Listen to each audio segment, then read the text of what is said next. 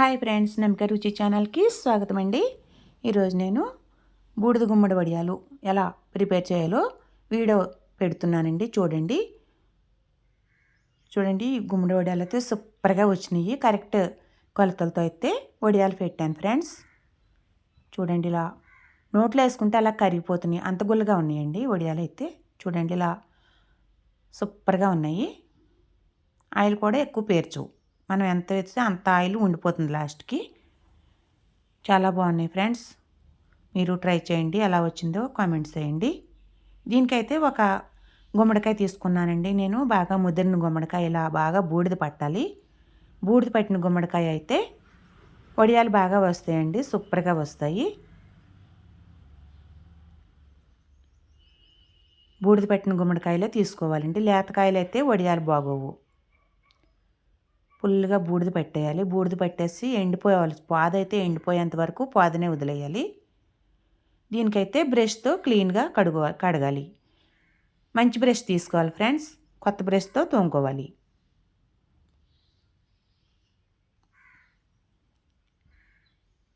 ఇలా బ్రష్తో మొత్తం ఒకసారి శుభ్రంగా కడిగేసుకోవాలి.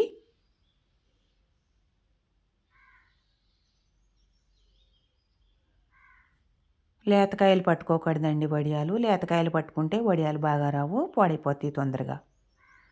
ఇలా కాయ ముదిరిన కాయ తీసుకొని ఇలా క్లీన్గా కడిగి నీట్గా చేసుకోవాలి ఫ్రెండ్స్. గుమ్మడికాయ అయితే ఆరోగ్యానికి చాలా మంచిది. ఇలా పొట్టంతా పీల్ చేసుకోవాలి.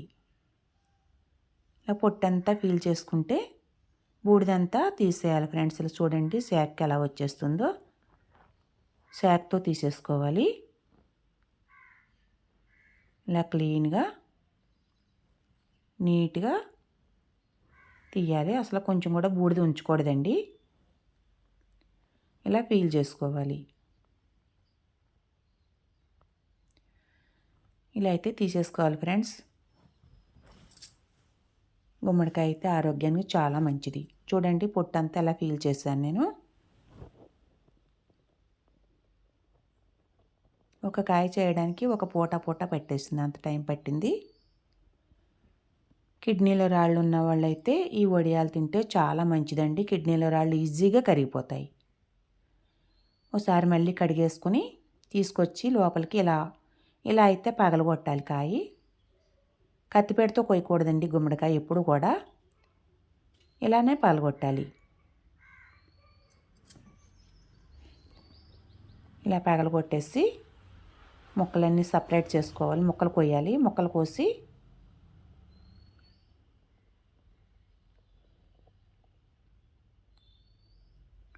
కాయలైతే బాగా ముదిరింది కాయ.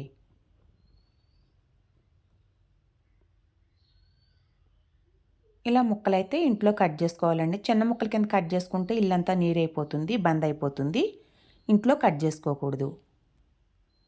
ఇలా మొత్తం ఈ మాత్రం ముక్కలుగా కట్ చేసుకుని బయటికి పట్టుకోవాలి ఫ్రెండ్స్. కింద కొడతాం కాబట్టి బయట అంటే కొంచెం డస్ట్ అది ఉంటుందని లోపల తీసుకొచ్చి లోపలైతే కట్ చేశాను నేను. ఇలాగా కొట్టి తీసాను. గుమ్మడికాయ ఎప్పుడు కూడా కత్తిపెడితో కొయ్యకూడదండి. కింద పగలగొట్టాలి. నేలనేసి పగలగొట్టుకుని అప్పుడు కట్ చేసుకోవాలి కత్తిపెడితో. ఇప్పుడు బయట వేసేసుకున్నాను నేనైతే. కాటన్ బట్ట వేసి కాటన్ బట్టపై ఇలా మనం కూరగాయలు కట్ చేసుకునేది బల్ల ఉంటుంది కాబట్టి ఆ బల్ల మీద పెట్టుకొని ఇలా నీట్గా కట్ చేసేసుకోవాలి. ఫస్ట్ లోపలిది తీసేసుకుని ఇలా ముక్కల కింద కట్ చేసేసుకుని, అదేమీ లేదండి, ఊరికే నీరు అయిపోతుంది లోపలిది. గింజలు ఉన్న పాట అయితే నీరు అయిపోతుంది, ఏమీ ఉండదు, ముద్దలుగా ఉంటుందని అలా కట్ చేస్తాను నేను. ఇలా సన్నగా తరగాలండి. మీకు కత్తిపెట్టి ఉంటే కత్తిపెట్టితో కూడా కొచ్చి చూపిస్తాను మీకు. ఇలా శాక్తో అయితే ఫస్ట్ శాక్తో చూపించాను మీకు. ఓకే ఫ్రెండ్స్, చూడండి, ఇలా అయితే సన్నగా తరగాలి.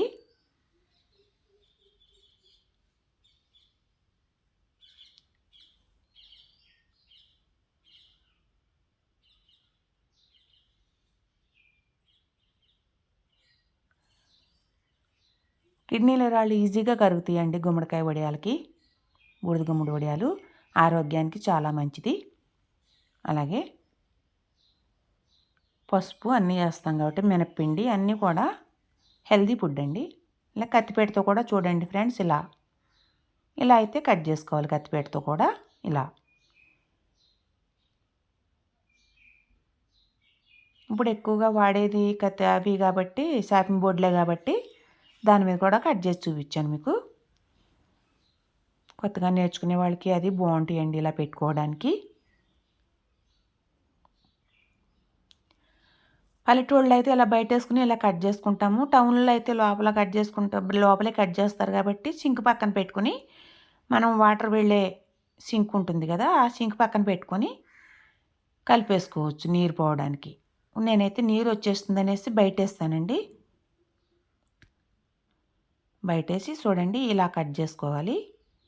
ముక్కలైతే ఈ సైజులో రావాలి. చూడండి దీనికైతే నేను కొంచెం డబ్బా తీసుకున్నాను ఫ్రెండ్స్. కొంచెం డబ్బా తీసుకొని దాంతో కొలుసుకోవాలి. కుంచుడు అవి ఇంకో 2 తావలు ఎక్కువైనాయండి. ఇవి కుంచుడు మీద మామిడి ముక్కలైనవి.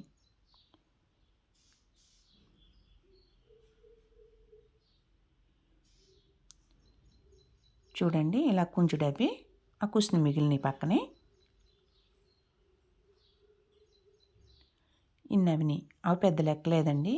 ఇలాగా కుంచుడు ముక్కలు కొద్దిగా ముక్కలు ఎక్కువ ఉన్నా కానీ మనకి వడియాలు గుల్లగా బాగుంటాయి. దీనికైతే పసుపు వేసుకుని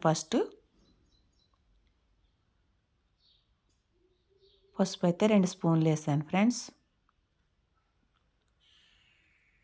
సాల్ట్ అయితే ఒక 100 గ్రాములు, ఒక కుంచుడు ముక్కలకి 100 గ్రాములు సాల్ట్ పడుతుంది.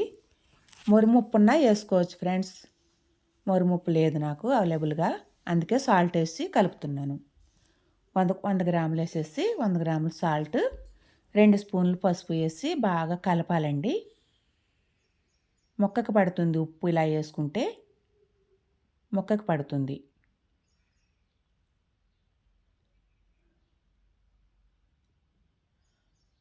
బాగా కలపాలండి. బాగా కలిపితేనే నీరంతా బాగా బయటకు వస్తుంది. మనం ఎలా కలిపితే అంత బాగా వస్తుంది నీరు. మనం ఎంత బాగా కలిపామంటే అంత బాగా నీరు వస్తుంది ఫ్రెండ్స్ బయటికి.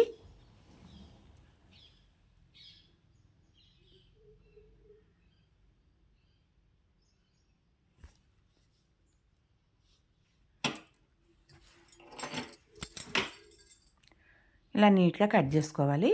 కట్ చేసుకుని బాగా కలిపి ఉప్పు పసుపు బాగా కలిపేసి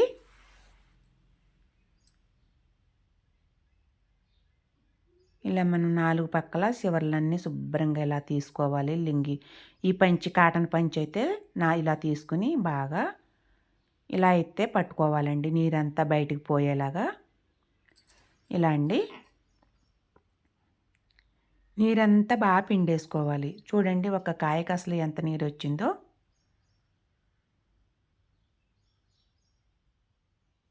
నేను అందుకే బయట పెట్టాను. ఇది కడుక్కోవడానికి తర్వాత బండ్లు అవి కడిగేసుకోవడానికి బాగుంటుందని ఇలా బయట పెట్టేశాను. ఇలా బయట ఖాళీగా లేని వాళ్ళు ఏం చేస్తారంటే సింక్ పక్కన పెట్టేసుకుని ఇలా నీరంతా పిండేసుకోవచ్చు. సింకులోకి వెళ్ళిపోతుంది. మనకు అసలు ఎంత ఓపిక ఉందో అంత ఓపిక పెట్టేసేసి ఇలా పిండేసుకోవాలి. నీరు శాతం ఉండకూడదండి ముక్కల్లో. నీరు శాతం ఉందంటే వడియాలు తప్పల్లా వచ్చేస్తాయి. ఇలా గట్టిగా పెట్టేసి పిండేసుకోవాలి.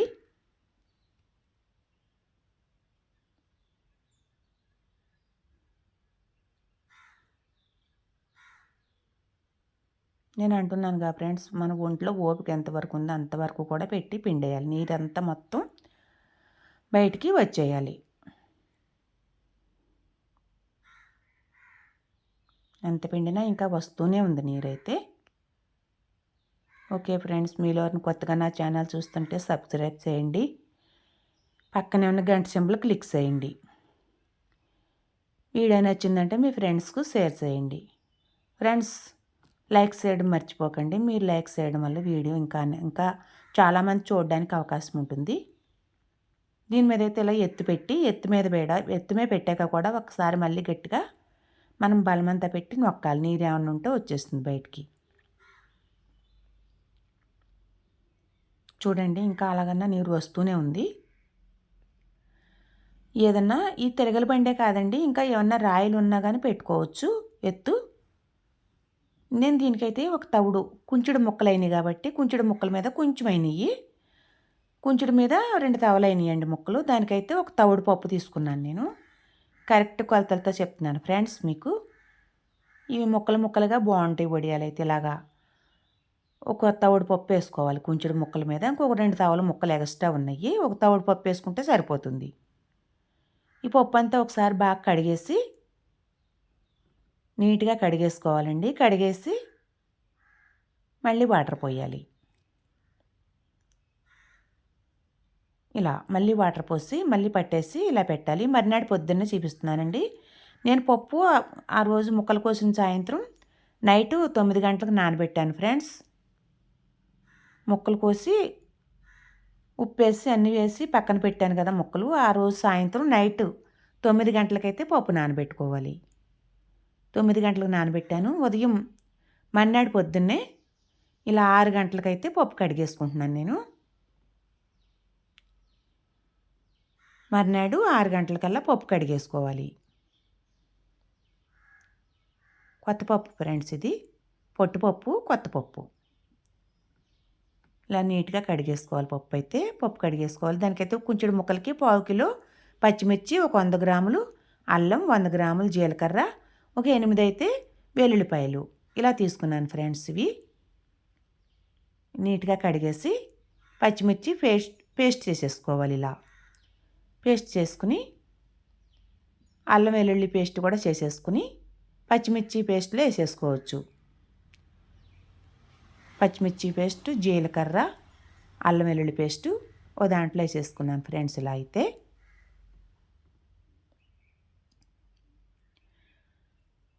ఇప్పుడు ఇందులోనే ఒక స్పూన్ పసుపు వేసుకోవాలి. పసుపు ఎక్కువ వాడటం వల్ల ఆరోగ్యానికి చాలా మంచిది. ఇప్పుడు సాల్ట్ సరిపోతే మళ్ళీ కలుపుకోవచ్చు అని కొద్దిగా సాల్ట్ అయితే తీసుకున్నాను నేను. చూడండి ముక్కలు ఇలా ఉన్నాయి.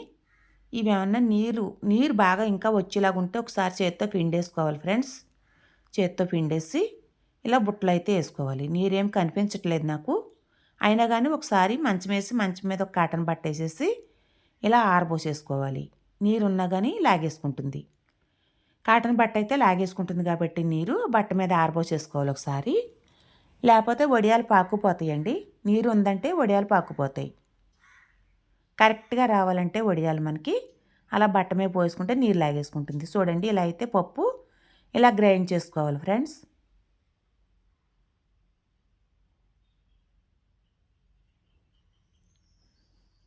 కొత్త పప్పు మాల పిండి చాలా బాగుంది. హైబ్రిడ్ పప్పు తీసుకోకూడదండి. నేనైతే ఇలా జవారీ మినుములు తీసుకుని మినపప్పు చేసుకుని ఇలా పిండి పడుతున్నాను. చూడండి ఇదైతే అసలు చేతికి అసలు పొలుకన్నది తలకూడదు ఫ్రెండ్స్. పలుకు ఉండకూడదు. వాటర్ కూడా తక్కువ పోసుకుంటూ మనం గ్రైండ్ చేసుకోవాలి. ఎక్కువ వాటర్ పోయకూడదు.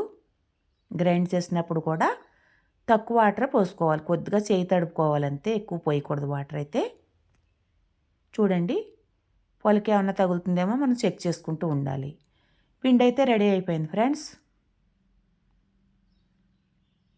ఇప్పుడు ముక్కలన్నీ ఒక ప్లాస్టిక్ బుట్టలో వేసేసుకుని కలుపుకోవడానికి బాగుంటుంది కాబట్టి ప్లాస్టిక్ బుట్టలో వేసేస్తాను.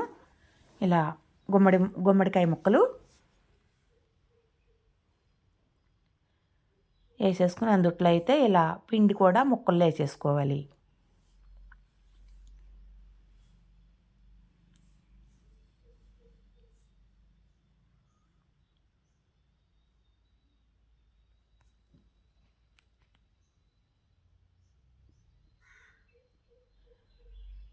కలిపేసుకోవాలి. పిండి ముక్కలు కలిపేసుకుని ఇప్పుడు అల్లం వెల్లుల్లిపాయి, పచ్చిమిర్చి, జీలకర్ర ఈ పేస్ట్ కూడా ఇవన్నీ కలిపేసుకోవాలండి. జీలకర్ర కూడా 100 గ్రాములు జీలకర్ర వేసాను, పసుపు వేసాను, అన్నీ వేసుకున్నామండి. ఇప్పుడైతే ఒకసారి కలిపేసాక మళ్ళీ ఉప్పు ఒకసారి మనం చెక్ చేసుకోవాలి.